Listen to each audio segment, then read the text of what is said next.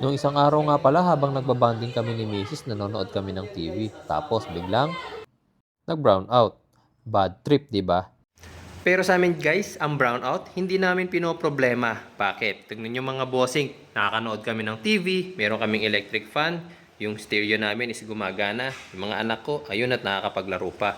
Kasi meron din kaming wifi ngayon, tingnan nyo naman. Nakakonekta yung wifi namin sa isang extension, papunta rito sa aming power station. Kung makikita nyo, ayun, nakakonekta siya. Tapos, dito sa bandang likod, nakakonekta naman yung isa pang extension para naman dito sa aming TV console. Ayan. O makikita nyo, di ba? So kahit brownout, meron kaming kuryente, meron pa kaming electric fan. Sa ngayon, sabay-sabay na gumagana yung wifi, yung TV, yung console, yung aming stereo, electric fan, and itong cellphone ni Mrs. na nagcha-charge. Ayan, makikita nyo, nakonektado rito sa aming power station. So currently, makikita ninyo, 307 watts yung kanyang consumption. Tapos nakalagay dito since 88% na lang yung kanyang battery, mauubos yung power nitong aming power station sa loob ng 2.7 hours mga bossing. So mga 2 hours and 45 minutes pa yan. Imagine niyo gaano karami yung appliances na gumagana ngayon, tapos in almost 3 hours pa bago ma-drain yung aming power station. Hi guys, so introduce ko nga pala sa inyo yung pinakabago kong power station and my first from EcoFlow. This is the EcoFlow River 3 Max Plus. So bago ko ipakita sa inyo yung kanyang mga features, bigyan ko muna kayo ng konting technical specification. Kung mapapansin nyo nga pala, parang dalawa yung unit, di ba? Well, dalawa naman talaga yan kasi yung nasa taas yung kanyang main unit and then yung kanyang nasa baba is the smart battery pack. Pero pag binili nyo to is dalawa talaga siya magkasama, parang upgrade yung nasa baba. Yung taas natin mga bossing is meron itong 286 watt hour na battery capacity. Yung nasa baba naman is meron itong 572 watt hour na battery capacity. So in total, this is 858 watt hour. Ang laki nun, di ba? Isa sa main reason kung bakit ko ito binili, para mapagsabay ko yung trabaho ko at pagiging tatay sa mga anak ko. Tignan nyo naman, nagawa namin mag-camping habang gumagawa ako ng pag-i-edit ng aking video. Since solo flight ako sa pag-vlog, mula sa pag-shoot, sa pagiging main character, sa pag-e-edit, at syempre sa pagsagot sa mga inquiries sa mga clients at sa mga sponsors, lahat yan ako ang gumagawa. Kaya kung sa oras pa lang ang pagkausapan, mauubos na talaga yung time ko. Kaya ang naisip kong diskarte, why not? Dalhin ko yung trabaho ko kung saan naglalaro yung mga anak ko, di ba? Spend quality time while working. Kita nyo naman, habang nagpipiknik si Mrs. at yung mga bata, ito ako sumasagot sa mga inquiry habang nag edit ng video.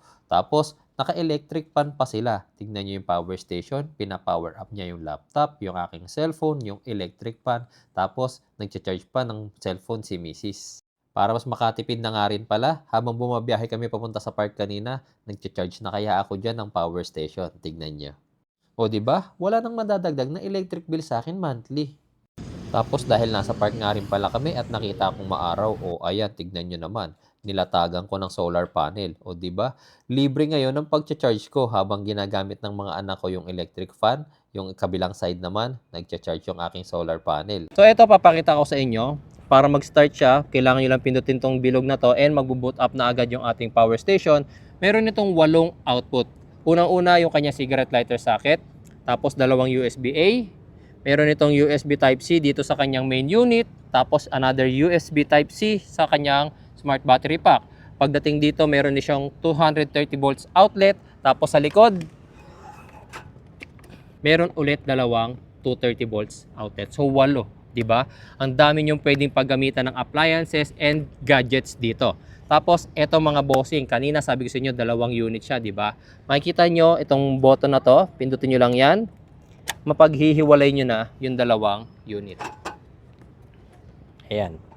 Tapos ang kagandahan sa kanila, they work independently. Kung mapapansin niyo, naka-turn on pa rin yung ating smart battery pack at naka-turn on din yung ating main unit. So kahit magkahiwalay sila, gagana sila by themselves lang, okay?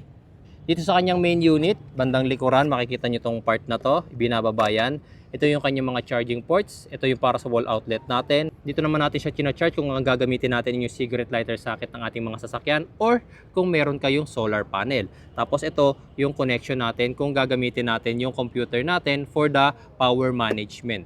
Ang maximum output nga pala nitong ating power station is 600 watts. Pero alam niyo ba na kapag inactivate ninyo ang X-Boost through the app, it can support mga heating appliances like rice cooker, electric kettle, blower, pro up to 1,200 watts. Tignan nyo, almost 500 watts ngayon yung consumption ng rice cooker namin. Sa 94% battery health, 1.6 hours pa ang itatagal ng battery.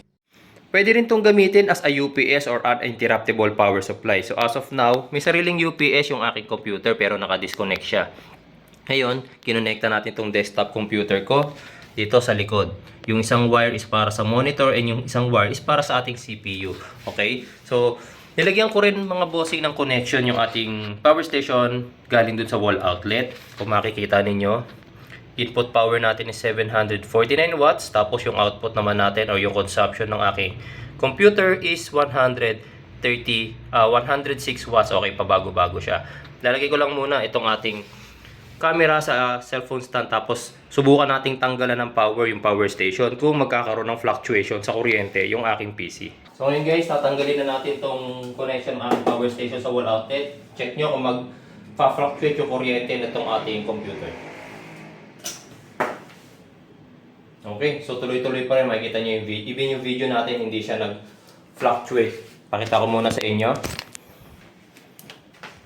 Yan, tuloy-tuloy yung ating PC. Hindi siya na-interrupt. And makikita ninyo, wala ng power input kasi nga nakahugot na yung ating power station. Pero tuloy-tuloy mga bossing, 116 watts pa rin or 120 yung ating power output. Ngayon naman guys, subukan natin kung ilang oras ba madidrain yung ating power station. So eto mga boss, nakakonekta yung ating laptop dito sa likod ng ating power station. Yung ating wifi ganun din mga boss, dito ko muna siya kinonekta. And makikita ninyo nag-charge na siya. And of course, nagpa-power up na rin yung ating wifi. Ang power consumption natin mga bossing is 53 watts. And sabi rito, madidrain yung ating buong power station sa loob ng 15 hours mga bossing. Imagine, kahit may brownout, makakapagtrabaho pa rin ako sa loob ng 15 hours. Magaan din ang power station na to with a combined weight of 10.8 kilograms. Tignan nyo naman. Lalong-lalo na pag pinaghiwalay ninyo, eh di mas magaan, diba? Oh, diba? Para lang kayo naglalaro ng bola.